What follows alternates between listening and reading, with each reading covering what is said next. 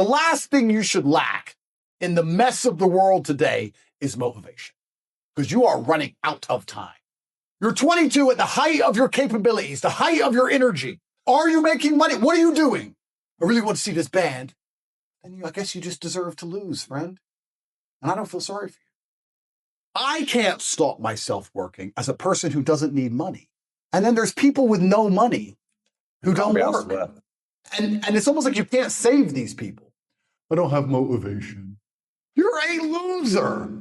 You're not going to always feel like doing it. You have to do it anyway because it's your duty to do it because you don't want to be a loser. Your mediocrity should be motivating you. The fact your life is so brutally close to average. You couldn't tell me one interesting story. You're struggling to pay the bills. I buy cars weekly. There's people out here with $100,000 to spend on dinner, and you're struggling to pay your bills, and you're not motivated? You want me to come along and convince you to try? It's down to you. I can't drag you across the finish line. I can only show you where the race is. I can tell you you can do it. I can tell you it is worth it, but you have to be the one to run the race. I can't carry you. But when you do, it is worth it. To die for something, to live for something. That's the whole point in all of this. Competence is extremely important. Don't let losers and brokies sit and say to you, oh, all our graves are the same. It doesn't matter. It does matter. You were not born to suffer and die without being remembered or leaving a mark on this planet. Your bloodline becomes synonymous with competence and capability. That's why you were born. That's what built the modern world. The cathedrals, all these things that were built by men saying, look what we have done. We have done something other people cannot do. And respect often lies on the other side of fear. If there's a decision that everybody's afraid to do, but you do it, that is what's going to get you respected by your peers. It's very easy for you to become the best version of yourself if all the men around you are pushing you all of the time. I think that the masculine realm of bullying is actually very, very powerful. A true friend expects the best of you. I think if I were to go home right now and say I'm too sad to work, everyone would call me a dickhead. I mean, we're all busy getting things done and we all expect the best of each other. I would never have friends who don't do what they're supposed to do. Irregardless of how I feel, I have things I'm supposed to do and they must be done, whether I'm happy or sad. I just don't understand the importance we put on feelings. I mean, this is a modern phenomenon, right? Men had duty and honor, and how they felt was not to be taken into consideration because they had things they were supposed to do. Perhaps we're highlighting the importance of feelings amongst men because one, we're trying to feminize them, and two, we're trying to make everything subjective once again.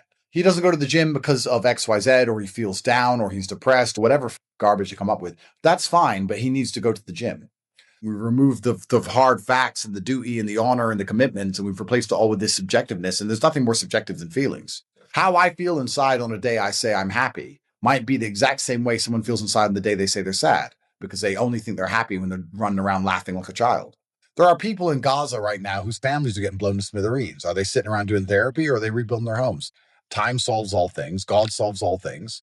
And to sit around and be obsessed with feelings is highly feminine. I don't like that energy around me, especially as a man. Women do this all the time. I had my periods. So you're an adult. You're not allowed to scream at people. If you can't control yourself because you feel a certain way, then you're not allowed an opinion on anything because you're still a kid. I feel angry. I don't shoot anyone. I feel sad. I don't cry. Feelings don't cross my mind, if that makes sense. They don't cross my mind because they don't affect my day. You need to compare yourself always and constantly to somebody who is outperforming you. This is what they teach inside of pop psychology classes. Take the small success and be happy with it. And no, that's not what you should do. The fact you could have a little tiny success and quit shows that there's something wrong with your mentality in your first place. I don't understand this mindset. And you see a lot of people do it, right? They'll say, oh yeah, I had a really great week and I made some money and now I'm in Costa Rica. The kind of people who become truly rich are the people who work every day no matter what, which is why all of the people who are truly rich are workaholics, because it's the only way to really get there. Relaxing is probably the most boring thing you can possibly say for me to do. Say, Andrew, do you want to go relax? I say, what do I do? Stare at a wall? It doesn't even relax me. In fact, it makes me very anxious. And he said, well, it sounds like you have an anxiety disorder. If it's a disorder that allows me to constantly work all of the time, thank God I have it, because if I didn't have this disorder, I'd be a normal jackass like you. Anxiety sounds like free energy. Could give me more. Absolutely. You need to sit at home and feel this fire inside of you because you do not have all of the money you want and your name has not been echoed into eternity. Guys, money is easy. Women are easy. The life you want is easy. All you have to do is fall in love with the work. Getting it done, never missing a day, because the easiest way to make sure you never miss a lucky day is to try every single day. And you're going to realize it wasn't actually that difficult. All it took was consistency, never being lazy, and doing everything I'm supposed to do properly. You're going to get exactly what you deserve in life. You get the luck you deserve.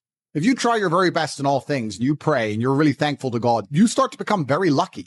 Everything in life that is valuable must be earned. Peace of mind must be earned. Happiness must be earned. When I look at the lives of people who tell me they're depressed, I look at them and think, you know what? If I was you, I'd be fucking depressed. Facts. But whose fault is that? Happiness is the number one thing that must be earned. And I'll tell you that my happiness is based on very real world achievements. I couldn't be happy if I was broke. I couldn't be happy if I was obese. I couldn't be happy if I wasn't respected. I couldn't be happy in those scenarios. So I made sure none of them scenarios came true. People seem to think that the world is unfair, and those are all the same people who tell themselves they're unlucky. I believe God is a very giving being, and that if you're the kind of person who deserves a good life and works their ass off and tries very hard, guess what you get 99% of the time? A good life. You may want something, but you certainly don't deserve it, and that's why you don't have it. Who told you you should be happy all the time without working for it? Happiness is at the top of a mountain somewhere. You haven't even climbed it. As a man, you shouldn't be waking up going, how do I get happy? As a man, you wake up and say, okay, how do I perform? And happiness will come at the end of the performance anyway. If you're unhappy with your life and you're depressed, I don't expect you to be popping pills and sitting laying in bed. I expect you to give me a huge list of everything you're achieving per day. You can outrun depression. Your emotion has nothing to do with the harsh reality of this world. You're either successful or you're not. You survive or you don't. Happy or sad, the push-ups must be done. It's called duty. It's called honor. The thing that makes a good man a man is that he does what he doesn't want to do. He doesn't want to work and he works anyway. He doesn't want to get up. He gets up anyway. That's the whole point of it. We didn't want to die in the Titanic. Guess what happened? So when a man sits there and says, oh, I'm struggling with motivation. If you are struggling with the motivation to be a winner, then stay a fucking loser.